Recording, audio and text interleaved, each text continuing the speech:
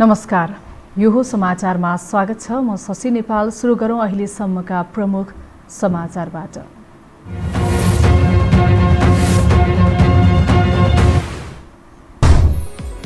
सरकारमाथि चौतर्फी आक्रमण रोक्न प्रधानमन्त्री ओलीद्वारा युवा संघलाई निर्देशन। चुनाव जित्नकै लागि घटिया राजनीति नगर्ने ओलीको दावी।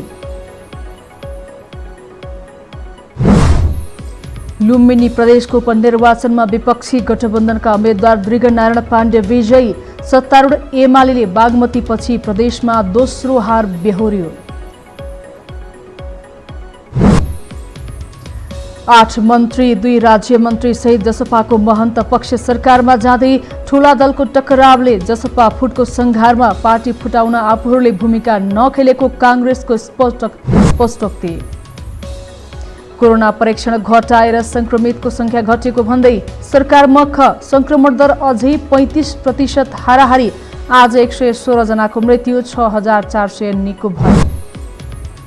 र 2 सन्तानको नीति बदल्दै चीनले 3 सन्तान जन्माउन पाउने अधिकार दियो। जनसङ्ख्या कम भएपछि वृद्धि गर्ने चीनको लक्ष्य।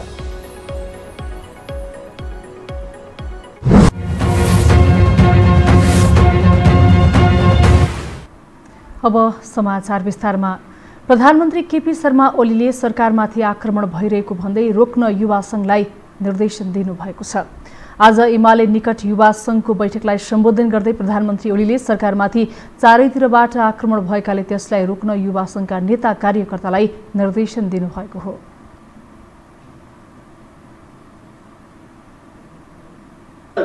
हाम्रा प्रयासहरूका विरुद्ध हाम्रा प्रयासलाई नजरअन्दाज गर्दै, हुच्याउँदै, अपमान गर्दै राजनीतिक स्वार्थको दोनो सच्याउन खोज्छ। त्यस्ता तत्त्वहरूले फिजाएका भ्रमहरूबाट जनतालाई मुक्त गर्छ। केही मिसन मिडियाहरू। प्रधानमन्त्री ओलीले चुनावका लागि भनेर सरकार घटिया काम नगर्ने भन्दै एउटा व्यक्ति जित्छ हार्छ भनेर सरकारले नहेर्ने पनि बताउनु भयो।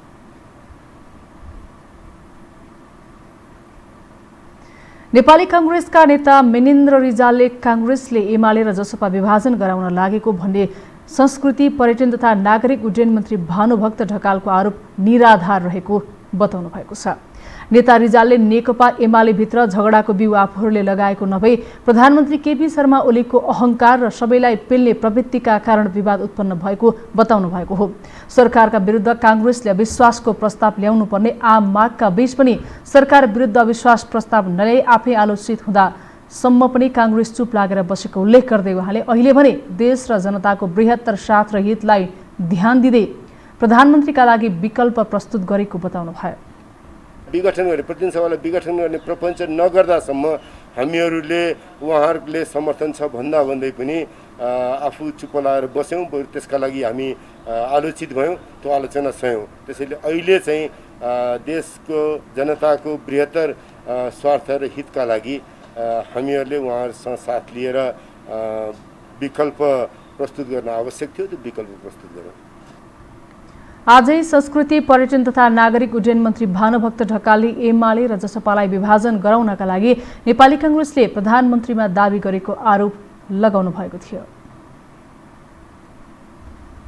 आन्तरिक जीवन र आन्तरिक मामलामा हात हाल्ने, भाँजो सिर्जना गर्ने र पार्टी विभाजित गर्ने मनसायका साथ नै नेपाली कांग्रेस जस्तो एउटा आफूलाई बहुदलवादी लोकतन्त्रको लागि नेतृत्व गरेर आएको छु भन्ने पार्टी अरूको घर झगडा गराएर यो खालको काममा लाग्ने कुरा चाहिँ एकदम गलत कुरा हो। मन्त्री ढकालको सोही प्रतिक्रियाप्रति टिप्पणी गर्दै कांग्रेस नेता रिजालले कांग्रेसको प्रधानमन्त्रीमा दाबी कसैलाई फुटाउनको निम्ति नभएको स्पष्ट पार्नु भएको हो। लुम्बिनी प्रदेशको रिक्त 1 सिटका लागि भएको उपनिर्वाचनमा कांग्रेसका उम्मेद्वार दृगनारायण पाण्डे विजयी हुनुभएको छ। पाण्डेले निकटतम प्रतिद्वन्दी नेकपा एमालेका उम्मेद्वार चन्द्रबहादुर खड्कालाई पराजित गर्नुभएको हो। पाण्डेले प्रदेशसभातर्फ 42 र स्थानीय तहतर्फ 118 जनाको मत पाउनु भएको छ। खड्काले प्रदेशसभातर्फ 40 र स्थानीय तहतर्फ 94 जनाको मत प्राप्त गर्नुभएको छ। यसअघि जेठ 6 मा बागमती प्रदेशमा भएको राष्ट्रिय सभा सदस्य पदको उपनिर्वाचनमा पनि एमालेका उम्मेद्वार पराजित भएका थिए। यससँगै उपनिर्वाचनबाट एमालेलाई नराम्ररी झड्का लागेको छ। सत्तारूढ नेकपा एमालेको स्थायी कमिटी बैठक आज पनि स्थगित भएको छ। प्रधानमन्त्रीको सरकारी निवास बालुवाटारमा बिहान 10 बजे बस्ने गरी बोलाइएको बैठक भोलिसम्मका लागि स्थगित गरिएको हो। लुम्बिनी प्रदेशमा हुने राष्ट्रिय सभा उपनिर्वाचन र अन्य तयारीका लागि बैठक स्थगित गरिएको बताइएको छ। यसअघि आइतबार साँझ 5 बजेका लागि बोलाइएको बैठक आजसम्मका लागि स्थगित भएको थियो। एक नेताका अनुसार मंगलबारको बैठकले खनाल नेपाल पक्षका नेता घनश्याम भूषाल सहित 12 नेतालाई कारबाही गर्ने सम्भावना रहेको छ। उनीहरूले स्पष्टीकरण नदिएकाले कारबाहीको निर्णय हुन सक्ने प्रधानमन्त्री निकट एक नेताले बताएका छन्। यसअघि ओलीले झलनाथ खनाल, माधव कुमार नेपाल सहित 11 नेतालाई साधारण सदस्य समेत नरहने गरी एमालेबाट निष्कासन गर्नुभएको थियो। जनता समाजवादी पार्टीका अध्यक्ष महन्त ठाकुर र वरिष्ठ नेता राजेन्द्र महतोले यसबीच भारतीय दूतावास र प्रधानमन्त्री निवासमा बाक्लो ओहोदोहोर गरे। प्रतिनिधि सभा भङ्ग हुनु र ओली सत्ता कायम हुनुमा यही समूहको महत्त्वपूर्ण भूमिका छ भन्ने गरिन्छ। प्रधानमन्त्री ओलीको चाहना बमोजिम निर्णय लिएका कारण सत्ता साझेदारी गर्न यो समूह अहिले अन्तिम तयारीमा जुटेको छ। एक रिपोर्ट। जनता समाजवादी पार्टी विभाजन उन्मुख छ। अध्यक्ष महन्त ठाकुर र वरिष्ठ नेता दल विभाजन गरेर भए पनि प्रधानमन्त्री ओलीसँग 7-8 मन्त्रालय र एकाध राज्य मन्त्री लिएर सत्ता साझेदारी गर्ने तयारीमा छन्। बालुवाटार स्थित प्रधानमन्त्री निवासमा जसपाका नेताहरूले सोमबार दिउँसो लामै छलफल गरे। प्रधानमन्त्री केपी शर्मा ओली विपक्षमा बनेको गठबन्धनलाई साथ दिएको भन्दै 2 वर्ष सत्तामा रहने सम्भावना लत्याएर बजेट समेत ल्याइसकेको सरकारमा जसपा किन आउँदैछ भन्ने प्रश्न अहम बनेको छ। विश्लेषकहरूले जसपाको भूमिकाप्रति केही कारणहरू औल्याएका छन्। भारतले ओली सरकारलाई काखी च्यापेका कारण जसपाको यो समूह पनि ओलीसँग लागेको हो, नत्र ओलीलाई यही समूहले विगतमा सबैभन्दा बढी घृणा गर्थ्यो। संसदको बहुमत हिस्सा ओली विपक्षमा हुँदा कमजोर ओलीबाट आफ्नो स्वार्थ पूरा गराउन पनि अहिले सहज ठानेर जसपाको यो समूह ओलीतिर नजिक हुन पुग्यो। महन्त ठाकुरले पटक पटक भनिरहेको छ, अहिले ओलीजीसँग ओली कमजोर छ, कमजोर ओलीसँग जे चाहिँ बार्गेनिङ गर्ने हो त्यो गरेर लिइहाल्ने, आफ्नो चाहिँ राजनीतिक कार्यकर्ता पनि अपराधी पनि छुटाइहाल्ने, भारतबाट आएकालाई पनि नागरिकता दिइहाल्ने होइन। त्यसको लागि चाहिँ ओली नै कमजोर भएको छ। अब अलिकति दक्षिणको पनि आशीर्वाद प्राप्त छ, यसले चाहिँ हामीलाई चाहिँ सहयोग गर्छ भन्ने उनीहरूको एउटा मनस्थिति थियो। केही विश्लेषकहरू चाहिँ भारतीयलाई नागरिकता दिलाउने चाहना, वीरगञ्ज पश्चिममा राजनीति बलियो बनाउने चाहना र आधाभन्दा बढी जनसङ्ख्या बसोबास गर्ने मधेसको दोस्रो ठूलो राजनीतिक दलको रूपमा उधाउने महत्वाकांक्षाका कारण जसपाका नेताहरूले यसपटक अप्राकृतिक जस्तो देखिने समीकरणमा लागे। नेपालको राजनीति अस्थिर राख्न जसपाको यो शक्ति उपयोग हुँदै आएको विश्लेषण पनि भइरहेको छ। अस्थिरता कायम राखेर राजनीतिक स्वार्थहरू पूरा गराउनका लागि जसपाले यसपटक पनि विभिन्न अडान लियो। दुईवटा चाहिँ उनीहरूको चाहिँ उद्देश्य छ। एउटा मधेसमा नागरिकता, दोस्रो भनेको चाहिँ अर्को अब रेशम चौधरीको रिहा। किनभने वीरगञ्जबाट पूर्व आफ्नो वर्चस्व छ, वीरगञ्जभन्दा पश्चिम तराईमा चाहिँ आफ्नो वर्चस्व छैन र आउने निर्वाचनमा उनीहरू जसरी भए पनि दोस्रो ठुलो दल बन्न कोसिस गरिरहेछन् एउटा, अथवा विभिन्न दलहरूमा बाँडिएर भए पनि उनीहरूले के छ अर्को दलसँग कङ्ग्रेस एमाले माओवादीहरूसँग मिलेर अलायन्स गरेर मधेसमा रहनेहरू मधेसमा रहने अरू समुदायको पनि, किनभने मधेसमा यति बेला 1,80,00,000 जनसङ्ख्या छ 22वटा जिल्लामा होइन, र अर्को पहाडमा के छ 49 जिल्लामा जम्मा 60 लाख छ जनसङ्ख्या। यो खालको जनसङ्ख्याको असन्तुलन भित्र के छ भने मधेसमा रहनेहरूलाई चाहिँ जसरी भए पनि मधेस बलियो शक्ति आउने संसदमा बलियो शक्तिको रूपमा आफू प्रस्तुत हुने र केन्द्रीय सरकारलाई चाहिँ बोर्डरमा ब्लकेट गरेर भए पनि आफ्नो एजेन्डा जसरी भए पनि पास गर्न लाग्छ। त्यो रणनीतिभित्र अहिले चाहिँ जसपाहरू लागिरहेका छन्। गएको निर्वाचनमा महन्त ठाकुरका लागि नेपाली कांग्रेसले महत्तरी 3मा आफ्नो उम्मेद्वार नै खडा गरेको थिएन। त्यही कांग्रेसलाई महन्तले साथ नदिनु, प्रधानमन्त्री ओलीलाई मधेस विरोधी भनेर जनताका बीच प्रचारबाजी पनि यही समूहले गरेको थियो। तिनै ओलीलाई साथ दिनुले जसपाको राजनीति स्वाभाविक छैन भन्नेहरू पनि छन्। बहुमतको सरकार गठनको रस्साकसी चलिरहेकै बेला राष्ट्रपतिले संसद विघटन गरिदिएपछि वर्तमान सरकारको वैधता र औचित्यमाथि प्रश्नहरू उठिने नै रहिरहेका छन्। पूर्ण बजेटले ल्याएको यस सरकारको कानुनी धरातल कतिको बलियो छ त? एक रिपोर्ट। गत जेठ 8 गते मध्यरातमा पुनः अर्थात् संसद विघटन भएपछि यसको चौतर्फी विरोध त भएको छ नै। सर्वोच्च अदालतमा संसद विघटन र संविधानको बर्खेलापका बारेमा मुद्दा विचाराधीन छ।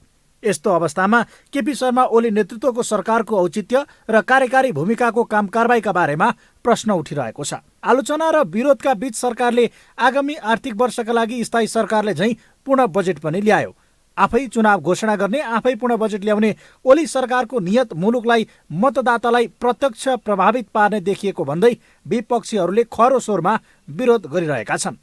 स्वयं एमालेको माधव नेपाल पक्षको समेत साथ लिएर नेपाली कांग्रेस, माओवादी केन्द्र लगायतका विपक्षी गठबन्धनले मुलुकलाई दीर्घकालीन असर र प्रभाव पार्ने निर्णय नगर्न ओली सरकारलाई चेतावनी दिएका छन्। एकातिर संविधानको कुन धाराको सरकार भनी स्पष्ट पनि नभएको, अर्कातिर अदालतमा मुद्दा बोकेको सरकारले धेरै चुरीफुरी गर्न नमिल्ने विपक्षीको दबाव छ। 76 को प्रधानमन्त्री पनि केपी ओली, 76 को प्रधानमन्त्री पनि केपी ओली र 76 को पनि केपी ओली। त्यस्तो हुन सक्छ र कहीँ विधेयक अधिवेशनमा विधेयक नल्याउने, संसद भङ्ग गर्दै अध्यादेशको शासन ल्याउने जुन काम भइरहेछ, यो भनेको चाहिँ स्वेच्छाचारिता र अधिनायकवादी शैली हो। होइन, यो चाहिँ तपाईँको तानाशाहहरूले मात्रै गर्ने गर्छ। यस्तो किसिमको चाहिँ संसद छलेर जुन बजेट ल्याउने काम भएको छ, यो पनि गलत छ। अनेक तिकडम गरेरै भए पनि विपक्षीलाई हर गौडामा प्रतिरक्षात्मक अवस्थामा पुर्याइरहेको ओली सरकारले दबावका बीच पूर्ण बजेट ल्यायो। त्यसो त आफूले ल्याएको बजेट कार्यान्वयनमा विपक्षीको चेतावनीलाई सिरोपर गरेर फिक्री मान्ला भन्ने सायदैले अनुमान लगाएका होलान्। यस पटकको बजेटमा मतदातालाई प्रत्यक्ष प्रभावित पार्ने स्किम सहितको बजेट ल्याएकाले विपक्षीहरू रुष्ट हुनु स्वाभाविक देखिन्छ। तर बजेट कार्यान्वयन हुनेमा आशंका नगर्न र सरकारको वैधतामाथि प्रश्न नउठाउन अर्थमन्त्री पौडेलको आग्रह छ। एउटा के हो भनेदेखि कुनै वक्तव्य, केही नेताहरू कुनै ठाउँमा बसेर वक्तव्य दिएर सरकारको वैधानिकता र सरकारको निरन्तरता खण्डित हुँदैन। सरकार संवैधानिक प्रक्रियाबाट बन्छ, सरकार संवैधानिक प्रक्रियाबाट रिप्लेस हुन्छ र संवैधानिक प्रक्रियाबाट चाहिँ मात्रै चाहिँ सरकार बन्ने वा विस्थापित हुने हुन्छ। त्यस कारणले केही नेताहरू केही ठाउँमा बसेर, एक ठाउँमा बसेर केही स्टेटमेन्ट दिँदैमा यो सरकारको वैधानिकता, यो सरकारको वैधानिक हैसियत त्यो खण्डित हुँदैन, खण्डित भएको छैन भन्ने कुरा म स्पष्ट गर्न चाहन्छु। सामान्यतया संविधानको मर्म अनुसार अदालतमा विचाराधीन भएको मुद्दा सम्बन्धित विषयहरूमा धेरै सक्रियता देखाउन नहुने र दीर्घकालीन असर पार्ने कार्य गर्न नहुने हो। तर संसद विघटनको पक्षमा रहेको सरकारमा रहेको दल र विपक्षमा रहेको दलहरूका बीचमा तादम्यता नमिलेको अवस्थामा आफ्नै अडान र तर्क वितर्क भइरहेका छन् र सरकारले विपक्षीलाई भ्याएसम्मको बल लगाएर पेलिरहेको देखिन्छ। संविधानको धारा 76 को 5 बमोजिम सरकार गठनको प्रक्रिया नपुगी बहुमतको सरकार गठन हुने अवस्था हुँदाहुँदै प्रधानमन्त्री र राष्ट्रपतिको मिलीभगतमा संसदको हत्या गरेको भन्दै संविधानविदहरूले समेत आपत्ति जनाएका छन्। मध्यावधिक निर्वाचनको घोषणा गरेर एकहोरो चुनावको रटान लगाइरहेका ओलीलाई तेर्सिएको आफ्नो वैधताको जवाब दिन जरुरी छ। होइन भने आफैले चुनाव घोषणा गरेर काम चलाउ सरकारको नेतृत्व गरिरहेको व्याख्या गरिरहेका ओलीले स्थायी सरकारले झैं अघि बढ्ने नियत त्यति धेरै औचित्यपूर्ण देखिन्न। सुदूरपश्चिम प्रदेश सरकारमा सहभागी मन्त्रीहरूलाई पार्टीबाट निष्कासन गर्न एमाले प्रदेश कमिटीले सिफारिस गरेको छ। सरकारमा सहभागी 6 मन्त्री र सचेतक दुर्गा कामीको स्पष्टीकरण चित्त बुझ्दो नभएपछि कारबाहीका लागि सिफारिस गरिएको हो। गत सोमबार भएको एमालेको स्थायी कमिटीको बैठकले सुदूरपश्चिम सरकारलाई दिएको समर्थन फिर्ता लिने निर्णय गरेको थियो। गत शुक्रबार मात्र एमाले सरकारमा रहेका 3 जना मन्त्रीलाई राजीनामा दिन लगाएर 7 जना मन्त्री थपेको थियो। सुदूरपश्चिम प्रदेशसभा सभामुखहरूसहित नेकपा एमालेका 25 जना प्रदेशसभा सदस्य रहेका छन्। उनीहरूमध्ये माधव नेपाल समूहका 18 र ओली समूहका 6 जना छन्।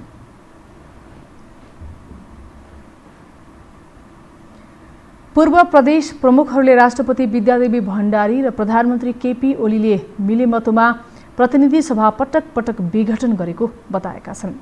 प्रदेश 1 का पूर्व प्रमुख गोविन्द बहादुर तुम्बाहाङ, गण्डकीका पूर्व प्रमुख बाबुराम कुँवर र कर्णाली प्रदेशका पूर्व प्रमुख दुर्गा केशर खनालले संयुक्त विज्ञप्ति जारी गर्दै गैर संवैधानिक कार्य गर्ने राष्ट्रपति र प्रधानमन्त्रीको जय जयकार गर्न नसकिने बताएका हुन्। उनीहरूले संघीय लोकतान्त्रिक गणतन्त्रात्मक शासन व्यवस्था र संविधानको रक्षा गर्नका लागि सबै लोकतन्त्रवादीहरू एक हुनुपर्ने र सम्माननीय द्वयको गैर संवैधानिक कदममा पूर्ण विराम लगाउनु पर्ने पनि बताएका छन्।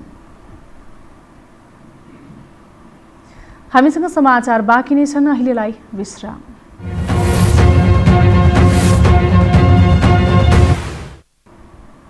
विश्रामपछि स्वागत छ। अब बाँकी समाचार। नेपालमा पछिल्लो 24 घण्टामा कोरोना संक्रमणका कारण थप 114 जनाको मृत्यु भएको छ। यो सँगै देशभर कोरोनाबाट ज्यान गुमाउनेको कुल संख्या 7386 पुगेको छ। सोही अवधिमा 4762 जनामा कोरोना भाइरस संक्रमण पुष्टि भएको छ। स्वास्थ्य तथा जनसङ्ख्या मन्त्रालयका अनुसार पीसीआर विधिबाट 15055 र एन्टिजेन विधिबाट 2425 जनाको परीक्षण गर्दा 4762 जनामा संक्रमण पुष्टि भएको हो। नेपालमा सक्रिय संक्रमितको संख्या 1,06,470 पुगेको छ। आज देशभर 6,491 जना संक्रमित निको भएका छन्।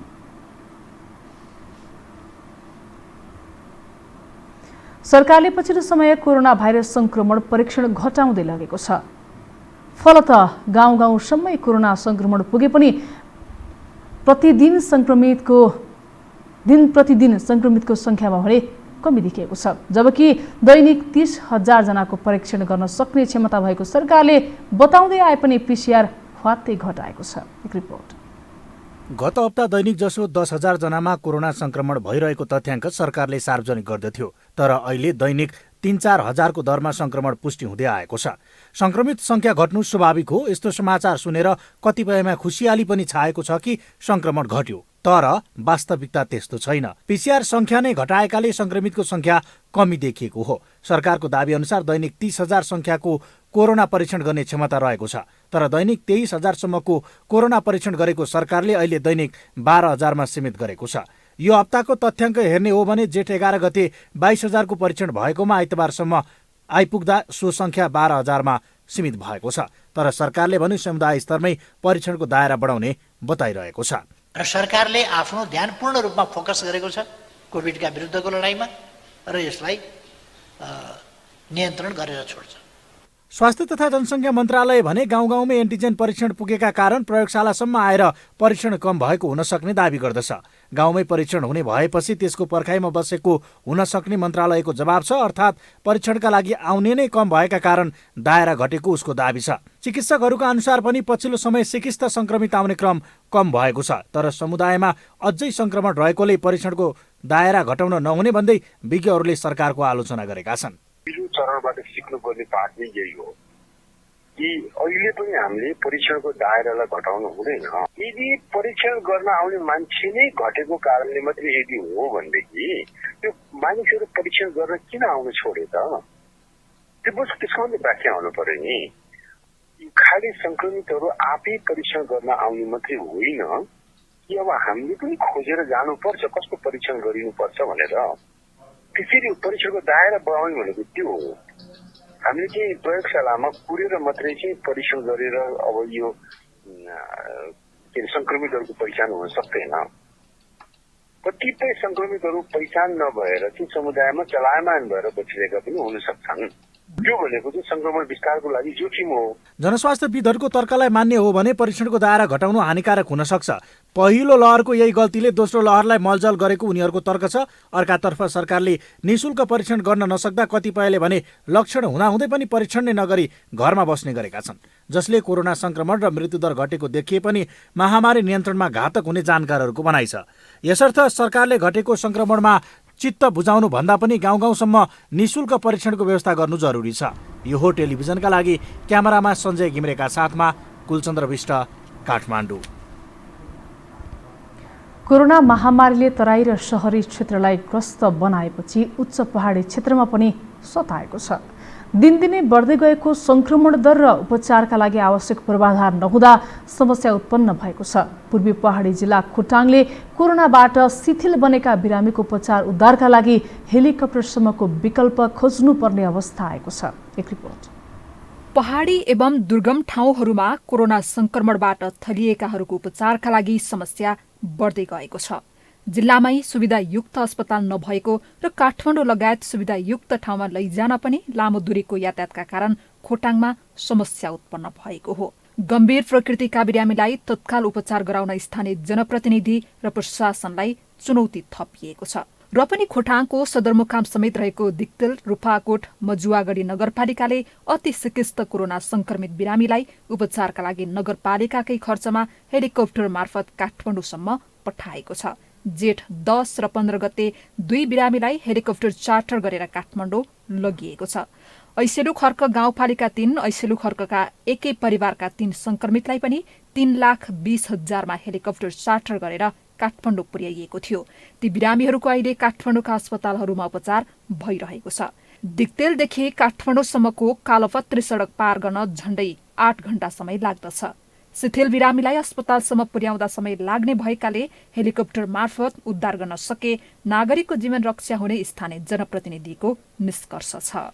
प्रदेश र सङ्घले चाहँदाखेरि चाहिँ एउटा क्राइटेरिया बनाएर, एउटा नर्म्स बनाएर अन्तिम अवस्थाका बिरामीहरू जसलाई भेन्टिलेटरमा लगेर राखेर बचाउन सकिन्छ त्यो टाइपका बिरामीहरूलाई निःशुल्क हेलिकप्टरको व्यवस्था गर्न म जोरदार अनुरोध पनि गर्छु। तर एउटा हेलिकप्टर चार्टर गर्न 2 देखि 3 लाख रुपैयाँसम्म लाग्ने र यति मोटो रकम स्थानीय तहले जोहो गर्न नसक्ने भएकाले प्रदेश वा केन्द्र सरकारले आर्थिक समन्वय गरिनुपर्ने नगर प्रमुख रिजालको भनाइ छ। सकेसम्म चाहिँ हामी नगरपालिकाले गाडीमा निःशुल्क उहाँहरूलाई लगिरहेका छौँ। अब हेलिकप्टरमा हामीले निःशुल्क लान सक्ने स्थिति रहँदैन। त्यसो भएको हुनाले भेन्टिलेटरमै राख्नुपर्ने टाइपका बिरामीहरू लाई चाहिँ सङ्घीय सरकार र प्रदेश सरकारले निःशुल्क हेलिकप्टरको व्यवस्था गरिदियोस् भन्ने उद्देश्यका साथ यो स्ट्याटस लेखेको हो। यसका लागि आइतबार प्रधानमन्त्रीलाई पत्र पठाउँदै दिक्तेल नगर प्रमुख रिजालले गम्भीर अवस्थाका बिरामीलाई निःशुल्क हेलिकप्टरको व्यवस्था गरिदिन अनुरोध गरेका हुन्। भूगोलको प्रतिकूलता बुझेर उच्च पहाडी क्षेत्रका कोरोना संक्रमितको उपचारमा ध्यान पुर्याइदिन जनप्रतिनिधिहरूले आग्रह गरेका छन्। कोरोनाबाट खोटाङमा अहिलेसम्म 3 जनाको मृत्यु भइसकेको छ। सरकारले बारम्बार दोहोर्याउँदै आएको छ कोही भोको बस्नु पर्दैन र भोकै मर्नु पर्दैन।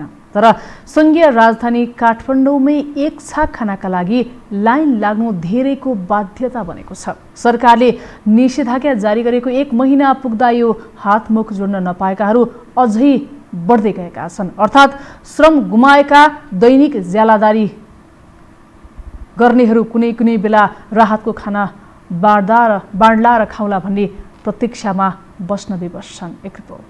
यो दृश्य हेर्नुहोस् त। हाम्रो सरकार केही पनि छैन, के खानुपर्छ के गर्नुपर्छ केही थाहा छैन। लकडाउन गरिदिए है, कमाएर खानु पर्ने मान्छे कहाँ के गरिरहेको केही पनि थाहा छैन। अनि प्रधानमन्त्रीले बारम्बार दोहोर्याउने यो दृश्य पनि हेर्नुहोस्। खाना र आवास बिना नेपालीहरू पत्र परेर त्यसरी बस्नु पर्दैन। यी 2 फरक दृश्यले हाम्रा नेताहरू कसका लागि राजनीति गरिरहेका छन् प्रष्ट हुन्छ। यसले सरकारको गफ र वास्तविकताको खाडल देखाउँछ। कोरोना भाइरस संक्रमण जोखिम न्यूनीकरणका लागि जारी निषेधाज्ञा लम्बिँदै जाँदा दिनभर ज्याला मजदुरी गरेर जीविकोपार्जन गर्दै आएकाहरूलाई शास्ति भएको छ। बन्दाबन्दीको दिन लम्बिँदै जाँदा यस्तो समूहहरू अहिले काठमाडौँको चोकचोकमा देखिन थालेको छ। निषेधाज्ञाले रोजीरोटी गुमेपछि उनीहरू कुन सामाजिक संस्थाले खाना देला भनेर सडकमा आउन बाध्य बन्न थालेका छन्। चोक र पार्टीमा भौतारी रहेकाहरू राहत बाँड्नेसँग निर्भर रहनु परेको छ। कोही भोको पर्दैन, कोही भोको मर्दैन भन्ने लोकप्रिय नारावालाकै सरकार रहेको मुलुकमा यी नागरिकका लागि केही सामाजिक सेवामा क्रियाशील संस्थाले खानाको व्यवस्था गरेका छन्। सोही खानाका लागि रोगको डर र सरकारको निषेधाज्ञालाई छल्दै उनीहरू विभिन्न ठाउँ पुग्ने गरेका छन्। कसरी चलाउने अब गाह्रो छ। अब अलिअलि यसो भएको पनि खाइसक्यो, अब छैन। ग्यास चाहिने छैन घर भात पकाउनलाई। मेरो 5 जनाको परिवार छ। 5 जनाको परिवार साह्रै गाह्रो भइरहेछ। र सरकारले यो हेरेको होइन पक्कै। कोठामा केही छैन, मेरो छोरी छ, मेरो बुढी बिरामी छ, अझै मैले खान नपाएर यहीँ मागेर खाएको छु होइन। हामी मागेर खाएको छु सर। अब के गर्नु सर, अब लकडाउनले गर्दाखेरि कामसाम छैन सर, के गर्नु सर अब हामीले होइन। अब सरकारले यस्तै गरेको छ। गत वर्ष महामारीका बेला देशभरका स्थानीय तहहरूले बेरोजगार तथा विपन्न परिवारलाई खाद्यान्न तथा अन्य राहत सामग्री वितरण गरेका थिए। तर यो पल्ट भने निषेधाज्ञाको 1 महिना बितिसक्दा समेत सरकार कहाँ छ कसैलाई पत्तो छैन। करोडौँको गाडीमा निषेधाज्ञाले खाली सडकमा हुइकिँदा उनीहरूले यो दृश्य देखे पनि नदेखे झैँ गरिरहेका छन्। न त कुर्सी र सत्ताका लागि रातभर बस्ने बैठकमा उनीहरूका विषयमा कुरा उठ्छ। लामो निषेधाज्ञाले अधिकांश नागरिकको जीविकोपार्जनका सारा ढोका थुनिएका छन्। आम्दानीका स्रोत सुक्दै गएपछि न्यून मध्यम तथा मध्यम वर्गलाई समेत गुजारा चलाउन हम्मे पर्न थालेको छ। तर सरकार 4 दिवारभित्रको वातानुकूलित कोठामा भन्दा बाहिर के भइरहेको छ थाहा नपाउने अवस्थामा छ। उसलाई केवल कुर्सी र प्रतिष्ठाको चिन्ता छ। फलत यी भोका पेटहरू केही सामाजिक संस्थाले भर्ने प्रयास गरिरहेका छन्। खानालाई चाहिँ अब जस्तै तपाईँको सहयोग बिन जुन सडकमा बस्नुहुन्छ उहाँहरूको लागि हामी खुवाउँदैछौँ। जस्तै यो शारीरिक फरक अवस्था भएको अनि जस्तै तपाईँको दैनिक ज्यालादारी विपन्न वर्ग जुन तपाईँको यो निषेधाज्ञाले गर्दाखेरि उहाँले रोजगार गुमाउनु भयो र न्यू आय स्रोत गुमेको अवस्थामा चाहिँ हामीले उहाँहरूलाई दिँदै आएका छौँ। निषेधाज्ञा कहिले खुल्छ निश्चित छैन। सामाजिक संस्थाहरूको एक्लो प्रयासले कति दिन थेक्छ त्यो पनि निश्चित छैन। गत वर्ष राहत दिएको जस्तो गर्ने सरकार पनि यसपालि भोट फकाउने र कुर्सी जोगाउनमा व्यस्त छ। अनि भोको पेटको लाइन दिनदिनै बढ्दै गएको छ। थाहा छैन कुन दिन यी पेट भातका लागि रोग विरुद्ध नै सडकमा आउनेछन्। आखिर सरकारको लोकप्रिय नाराले मात्र त गरिबको पेट भरिन्न। यो हो टेलिभिजनका लागि क्यामेरामा सञ्जय घिमिरेका साथमा कुलचन्द्र विष्ट, काठमाडौँ। शिक्षा मन्त्रालयले माध्यमिक शिक्षा परीक्षा एसई आन्तरिक मूल्याङ्कन विधि अनुसार गराउन प्रस्ताव गरेको छ।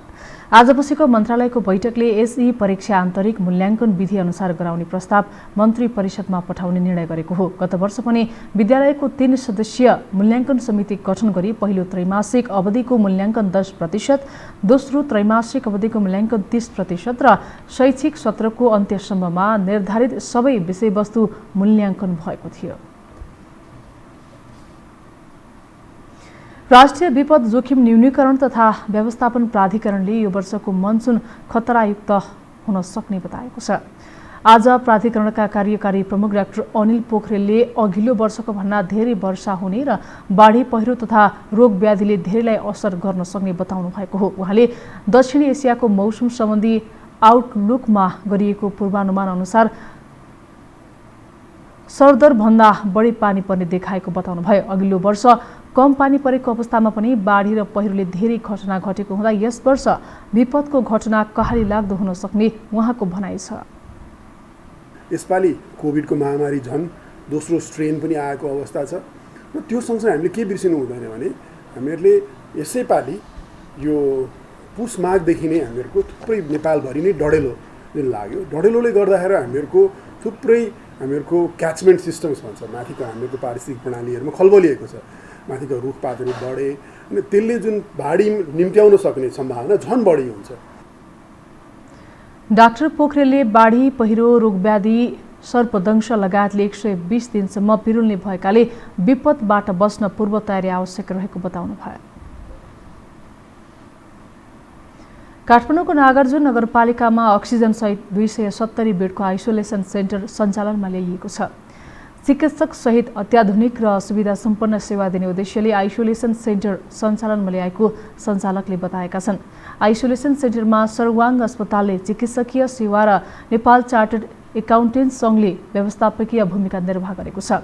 नागार्जुन नगरपालिका र काङ्ग्रेस युवा नेता प्रदीप पौडेलले समन्वयकारी भूमिका निर्वाह गर्नुभएको छ। कोभिडका बिरामीलाई विशिष्ट प्रकृतिको सेवा लिन आइसोलेसन सेन्टरमा आउन सञ्चालकले आह्वान गरेका छन्। आइसोलेसन सेन्टरमा देशभरका संक्रमितले निशुल्क सेवा लिन सक्नेछन्।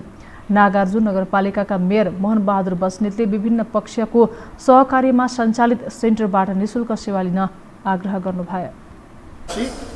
तथा यहाँ नेपालभित्र बस्नुभएका विपन्न परिवार र जो आर्थिक कमजोर भएर यो उपचारबाट वञ्चित हुनुहुन्छ उहाँलाई लक्षित गरेर यो आइसोलेसन चाहिँ नि हस्पिटलको जुन चाहिँ नि सेन्टरको चाहिँ नि चौपक्षी चाहिँ नि सहकार्यबाट यो सञ्चालनमा लिएर आएको छ। काङ्ग्रेसका युवा नेता प्रदीप पौडेलले नागार्जुन नगरपालिकाले उदाहरणीय काम गरेको बताउँदै सेवा लिन आह्वान गर्नुभयो। काठमाडौँको केन्द्रमै छ। फेरि नगरपालिकाका हाम्रो नेतृत्व जो हुनुहुन्छ मेयर साहब वडा अध्यक्ष वडा सदस्य उहाँहरूले चाहिँ हामी नागार्जुन नगरपालिकाका प्रतिनिधि हौँ, यहीँका मान्छे मात्र राख्नुपर्छ भनेर उहाँले भन्नुभएको छैन। देशैभरिका मान्छेहरू यहाँ ल्याएर राख्ने गरी व्यवस्थापन गर्नका लागि सबै यहाँका जनप्रतिनिधिहरूले सहयोग गर्नुभएको अवस्था छ। आइसोलेसन सेन्टरमा सुविधा सम्पन्न सेवा रहेको सेवाग्राहीले बताएका छन्। जावलाखेल फुटबल क्लबका manager Anup Shrestha party drug मानिने महँगो एम्फेटाइमान आइस लागु औषधसहित पक्राउ परेका छन्। प्रहरी परिसर ललितपुरको टोलीले श्रेष्ठसहित 3 जनालाई पक्राउ गरेको हो। प्रहरीले श्रेष्ठको कोठाबाट 50 ग्राम एम्फेटामाइन जोख्ने तराजु, प्याकिङका लागि राखिएका प्लास्टिक र 50,000 रुपियाँ बरामद गरेको छ। श्रेष्ठ आफै पनि लागु औषध प्रयोगकर्ता रहेकोले उनले खेल मैदानमै युवालाई लागु औषध बिक्री पनि गर्ने गरेको प्रहरीको दाबी छ। अब पालो आर्थिक समाचारको।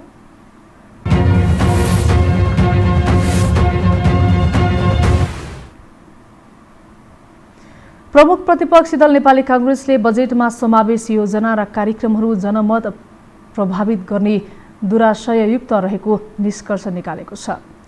कोभिड महामारीले अर्थतन्त्र र जनजीविका नराम्रोसँग प्रभावित भएको समयमा सरकारले भने निर्वाचन केन्द्रित भएर जनमत प्रभावित गर्ने दुराशयका साथ बजेट समावेश गरेको कांग्रेसले ठहर गरेको हो।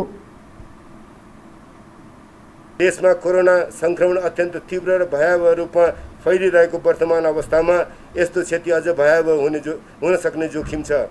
बजेट वक्तव्यमा लेखिएका नारा खोप, औषधि र उपकरण अनि अस्पताल होइनन्। अघिल्लो वर्षभन्दा 1.5 गुणा लामो 503 बुँदे वक्तव्यमा एकातिर अघिल्ला केही वर्षदेखि कार्यान्वयनमा रहेका सबै योजनाहरूको फेरस्थलाई नयाँ योजनाका रूपमा प्रस्तुत गरेर निकै पो काम हुन लागेछ भन्ने भ्रम छर्न खोजिएको छ। नेता रिजालले आगामी आर्थिक वर्ष र चालु आर्थिक वर्षका लागि संशोधन गरिएको राजस्व सङ्कलन गर्ने योजना विफल हुने ठोकुवा गर्नुभयो। उहाँले सरकारले नागरिकको थाप्लोमा ऋणको बोझ बढाएर अनुत्तरदायी व्यवहार र आचरणको पराकाष्ठ नागेको टिप्पणी गर्नुभयो। सरकारले आगामी आर्थिक वर्षका लागि साना र मझौला उद्योगलाई दिने सहुलियत कर्जाका लागि 13 अर्ब रुपियाँ बजेट विनियोजन गरेको छ। साथै यसअघिदेखि सञ्चालनमा रहेको सहुलियत कर्जाको दायरा फराकिलो बनाउँदै व्यवसाय कर्जा कार्यक्रमलाई पनि निरन्तरता दिएपछि साना तथा मझौला व्यवसायी उत्साहित भएका छन्। सरकारले साना तथा मझौला व्यवसायका केही मागलाई सम्बोधन गरेको छ र त्यसले कोभिडको मारमा परेका व्यवसायीहरूले राहत महसुस गरेका छन्। साना तथा मझौला व्यवसायी महासंघ नेपालले आगामी आर्थिक वर्षका लागि सरकारले ल्याएको बजेट निजी क्षेत्रका साना तथा मझौला व्यवसायीहरूको हितमा रहेको भन्दै स्वागत गरेको छ। सरकारले प्रस्तुत गरेको आर्थिक वर्ष 2078-79 को बजेटको सम्बन्धमा प्रतिक्रिया दिँदै बजेट निजी क्षेत्र मैत्री आएको भन्दै व्यवसायी उत्साही बनेका छन्। युवा उद्यमीलाई कर्जा दिने, नव उद्यमीलाई वित्तीय सघाउ गर्न 1 अर्बको च्यालेन्ज फण्ड स्थापना गर्नु बजेटको राम्रो पक्ष भएको उनीहरूको तर्क छ। सबभन्दा पहिला त यो आर्थिक वर्षको बजेटमा हैन हाम्रो संगठनले चाहिँ के निष्कर्ष गरेको छ भनेदेखि निजी क्षेत्रलाई चाहिँ नि मैत्रीपूर्ण बजेट जस्तो लाग्छ हैन। मैत्रीपूर्ण बजेट भएको छ हाम्रो लागि चाहिँ निजी क्षेत्रको लागि चाहिँ मैत्रीपूर्ण बजेटै छ। यस्तै होटल संघ नेपालले होटल व्यवसायको क्षेत्रलाई उत्पादनमूलक उद्योग सरह मान्यता दिनु सकारात्मक भएको प्रतिक्रिया दिएको छ। कोभिड-19 महामारीमा होटल व्यवसाय मारमा परेको अवस्थामा यस क्षेत्रको केही कुरा बजेटले सम्बोधन गरेको भन्दै पर्यटन क्षेत्रको विकासलाई सघाउ पुर्याउने संघको विश्वास छ। अहिलेसम्म हामी चाहिँ होटलको उद्योगमा दर्ज थिएनौं। हामीलाई होटल चाहिँ नि उद्योगको रूपमा दर्ज गरिएको थिएन। अब चाहिँ नि यसले उत्पादनमूलक उद्योगको सरह यसलाई वर्गीकरणमा राखिया छ, त्यो पक्कै पनि सकारात्मक हो। यसले गर्दाखेरि सरकारले हामीलाई गर्ने व्यवहार अब पहिलाको भन्दा अलिकति बढ्छ, अलिकति त्यसमा केही कुराहरू हामीले अपेक्षा गरेका कुराहरू चाँडै हासिल गर्न सक्छौँ भन्ने कुराहरू। यता नाडा अटोमोबाइल्स एसोसिएसन अफ नेपालका अध्यक्ष कृष्ण दुलालले बजेटले व्यवसायलाई उत्साहजनक बनाउने र व्यवसाय गर्न अथवा उद्योग खोल्न प्रोत्साहन गरेको बताएका छन्। विद्युतीय सवारी साधनको कर हटाउनु, पुनर्कर्जा दिनु लगायतको काम सकारात्मक रहेको उनको भनाइ छ। व्यवसायको क्षेत्रमा सरकारले प्रशासनिक सुधार पनि गर्न खोजेको उनको बुझाइ छ। अब विद्युतीय सवारी साधनको त्यत्रो बढाएको थियो, कर त्यो सम्पूर्ण रूपमा हटाइएको छ। अब यो बाहेक पनि अरू धेरै कुराहरू हामीले सिफारिस गरेका थियौँ। अधिकृत विक्रेता नभइकन आयात गर्न पाउने नीतिहरू थपिएका थिए भने ती पनि हटेका छन् होइन। अझै साना व्यवसायलाई हेर्नुहुन्छ, खुद्रा व्यवसायलाई हेर्नुहुन्छ भने त 90%सम्मको आयकर तिर्नुपर्ने कुराहरू हटेका छन् होइन। अझै तपाईँ हेर्नुहुन्छ भने पुनर्कर्जाको कुराहरू फेरि दोहोरिएको छ, पुनर्कर्जा पाइने भएको छ, फेरि त्यसको लागि निवेदन दिनुपर्ने। सरकारले स्थानीय तहमा रहेका कृषि शाखाहरूलाई पनि बलियो बनाउनु पर्नेमा साना तथा मझौला उद्योगीहरूले जोड दिएका छन्। यस्तै घोषित नीति कार्यक्रमहरू स्थानीय तह मार्फत कार्यान्वयन गर्न सकिएमा केही आशा गर्न सकिने उनीहरूको बुझाइ छ। हामीसँग अन्तर्राष्ट्रिय र खेल समाचार बाँकी नै छन्, अहिलेलाई विश्राम।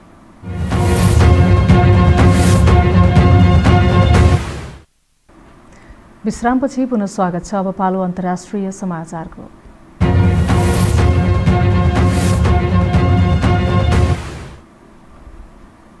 चीन सरकारले दम्पतिलाई 3 सन्तान जन्माउन पाउने अधिकार दिने भएको छ। अब चीनमा 2 सन्तानको नीति समाप्त भएको छ। चीनको सरकारी एजेन्सी सिन्हुआका अनुसार चिनिया कम्युनिस्ट पार्टीको पोलिट ब्युरो छलफलमा राष्ट्रपति सी जिनपिङले सोमबार यो नीतिलाई स्वीकृति दिएका हुन्। चिनिया सरकारले 3 सन्तान जन्माउने दम्पतिलाई प्रोत्साहन गर्ने नीति लागू गर्ने बताएको छ। तेस्रो सन्तान जन्माउन प्रोत्साहन स्वरूप अवकाश पाइने समय सार्ने, बालबच्चाको हेरविचार गर्ने सुविधामा सुधार गर्ने, सुत्केरी बिदा बढाउने, चाइल्ड बर्थ इन्सुरेन्स गर्नुका साथै युवाहरूलाई विवाह र परिवारबारे शिक्षा दिने जानकारीमा उल्लेख छ। चीनको जनसङ्ख्या वृद्धि दर दशक यताकै सबैभन्दा कम रहेको तथ्याङ्क सार्वजनिक भएको अवस्थामा यस्तो निर्णय लिएको हो। अब पालो खेल समाचारको।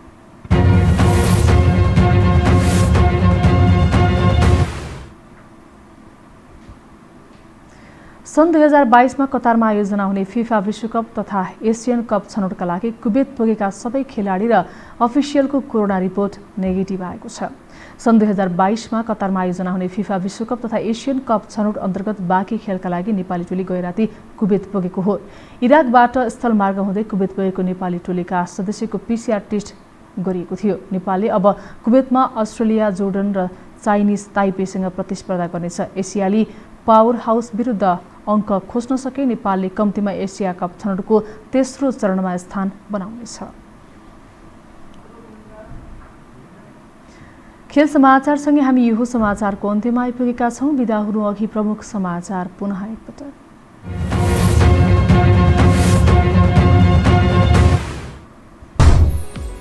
सरकारमाथि चौतर्फी आक्रमण रोक्न प्रधानमन्त्री ओलीद्वारा युवा संघलाई निर्देशन। चुनाव जित्नकै लागि घटिया राजनीति नगर्ने ओलीको दावी।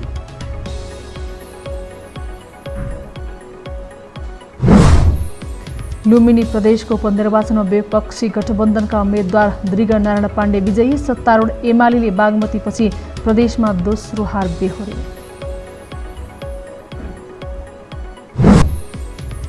आठ मन्त्री 2 राज्य मन्त्री सहित जसपाको महन्त पक्ष सरकारमा जाँदै।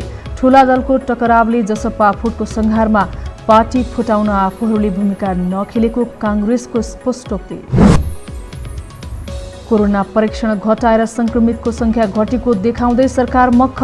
संक्रमण दर अझै 35% को हाराहारीमा। आज 116 जनाको मृत्यु, 6400 निको भयो।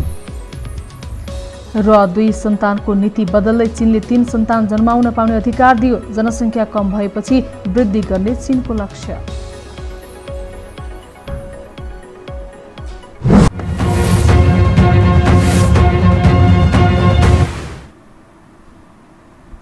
हवस् त यो समाचार सकियो। समाचार बुलेटिनका साथै यो टेलिभिजनका सम्पूर्ण कार्यक्रम यो टेलिभिजन.com, यो खबर.com, युट्युब र फेसबुकमा पनि पढ्न र हेर्न सक्नुहुनेछ।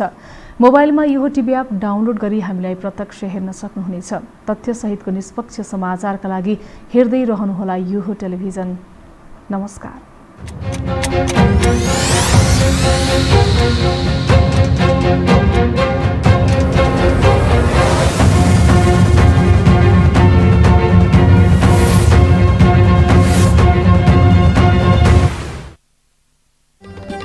यो हो समाचारको साथमा हेरिटेज कार्पेट, आरामदायी अनि बेग्लै अनुभवका लागि। अजोड इन्स्योरेन्स, हरेक कदमको सहयात्री। Have any sort of health issues? Do visit Norvik International Hospital, Thapatali. Shri Laligurans बहुउद्देश्यीय सहकारी संस्था लिमिटेड, मुख्य कार्यालय पुलचोक, ललितपुर। मङ्गल डेकोर, गुर्जुमार्ग 4 खाल, टिल्ली बजार, काठमाडौँ।